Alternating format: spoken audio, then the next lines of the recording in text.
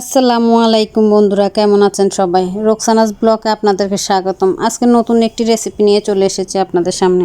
আজকে পাঙ্গাস মাছ ভুনা রেসিপি দেখাবো। এইভাবে ভুনা করলে দেখবেন ঘরের সবাই খেয়ে আপনার প্রশংসায় পঞ্চমুখ। আমি পাঙ্গাস মাছটা ভালোভাবে ধুয়ে পানি ঝরিয়ে নিলাম। এখন নুন, হলুদ আর গুঁড়ামরিচ দিয়ে মাখিয়ে রাখবো। আমি এখানে মাছের পিস আর পেটি দুটোই নিয়েছি। মাছের পিসের সাথে পেটিটা দিলেও ভালো লাগে খেতে, তাই এভাবে করেই আমি রান্না করব।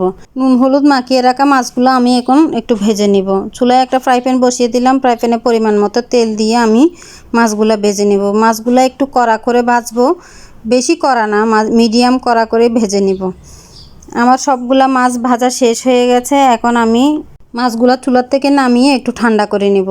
ঠান্ডা করে আমি মাছের থেকে কাঁটাগুলা ছাড়িয়ে নিব। পাঙ্গাস মাছ তো বেশি কাঁটা থাকে না, একটু কাঁটা থাকে, তাও একটু করে ছাড়িয়ে নেব। আমি এরকম বড় বড় টুকরো করেই নিচ্ছি, যেগুলোতে কাঁটা নাই ওগুলো একটু বড় বড় টুকরো করেই রাখতেছি। আপনারাও এইভাবে করে নেবেন, দেখবেন রান্নাটা করলে খেতে দারুণ লাগে। গরম ভাতের সাথে আর কোনো তরকারি আপনার লাগবে না। সবগুলা মাছ বাছা শেষ। এখন আমি পরিমাণ মতো পেঁয়াজ, কাঁচামরিচ আর ধনিয়া পাতা কেটে নিলাম। পেঁয়াজের পরিমাণটা একটু বেশি, ভুনা হবে তো ভুনাতে পেঁয়াজ একটু বেশি লাগে। অন্যদিকে চুলায় একটা ফ্রাই প্যান বসিয়ে দিলাম। ফ্রাই প্যানে পরিমাণ মতো তেল দিয়ে আমি পেঁয়াজগুলো ভেজে নিব।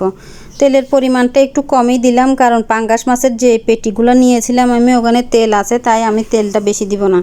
পাঙ্গাস মাছ এমনি অনেক তেল থাকে, তাই তেলের পরিমাণটা একটু কম ব্যবহার করলাম। পেঁয়াজটা 2-3 মিনিট ভাজার পর আমি পরিমাণ মতো লবণ দিয়ে দিলাম, অল্প পরিমাণ আদা দিয়ে দিলাম, 1 টেবিল চামচ পরিমাণ রসুন দিয়ে দিলাম। দিয়ে পেঁয়াজের সাথে মশলাটা আমি মিনিট খানিক ভেজে নিব।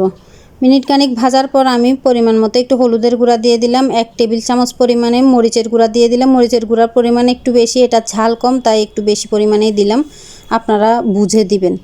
আর দিয়ে দিলাম ধনিয়ার গুঁড়া। ধনিয়ার গুঁড়া দিয়ে আমি তেলের সাথে মশলাগুলো মাখিয়ে অল্প পরিমাণ পানি দিয়ে কষিয়ে নিব।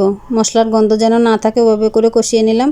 কষানো শেষ হয়ে গেছে, আবার একটু পানি দিয়ে আমি মশলাটা কষিয়ে নিব মিনিট 2।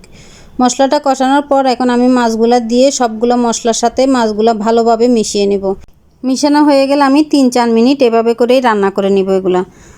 এই যে রান্না করা হয়ে গেছে, তেল উপরের দিকে যখন উঠে যাবে আমি পরিমাণ মতো পানি দিয়ে এটাকে রান্না করব আরও 5 মিনিট মতো। পরিমাণ মতো পানি দিয়ে দিলাম, দিয়ে একটু নাড়াচাড়া করে আমি ঢাকনা দিয়ে রান্না করব 5 মিনিট। আমাদের মধ্যে এমন অনেক ফ্যামিলি আছে যেখানে পাঙ্গাস মাছ কেউ পছন্দ করে, আবার কেউ করে না। এই রকম যদি ফ্যামিলি থাকে, এইভাবে করে যদি পাঙ্গাস মাছ একবার রান্না করে দেন, তাহলে বুঝবেই না কি রান্না করেছেন, উল্টো আপনার প্রশংসায় পঞ্চমুখ হয়ে থাকবে। 5 মিনিট পর আমার মাছটা রান্না হয়ে গেছে। এখন আমি ধনেপাতা আর কাঁচামরিচ দিয়ে মিনিট খানিক রান্না করে নামিয়ে নেব। আপনারাই বলুন দেখতে কেমন হয়েছে। আমার এই রেসিপি যদি ভালো লেগে থাকে, লাইক কমেন্ট শেয়ার করে পাশে থাকবেন। আর বাসায় একবার হলেও বানিয়ে দেখবেন খেতে দারুণ লাগে। ভুল হলে ক্ষমার দৃষ্টিতে দেখবেন। সবাই ভালো থাকবেন, সুস্থ থাকবেন। আল্লাহ হাফেজ, আসসালামু আলাইকুম।